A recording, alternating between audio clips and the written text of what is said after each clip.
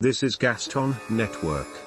We have regret to inform you that we have to interrupt because of the main crisis caused in Mr. Larad's house, and in our studio. Number 1.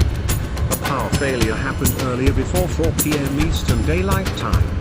It does not occur at all. It happens to be one of the housing they built at Witherington that literally happened. Number 2.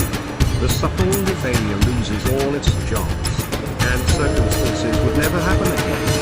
Additionally, due to unknown crisis about the electricity, we regret to inform you that Gaston and friends will be pushing over to the 22nd of the month, beginning with venues Tesco Mobile Adventures tomorrow evening at 6 p.m. Eastern Daylight Time. Number 3. We must all calm and respect during these uncertain times. In the middle of the crisis, people just down the road have lost their power.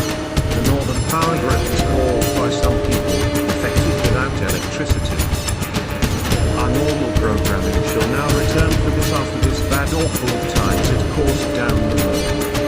We respect the loved ones, and due to this type of evidence, YouTube will now receive another noodle tomorrow following the bad crisis. We'll now return. To find out more about losing electricity, go to GastonNetwork.com.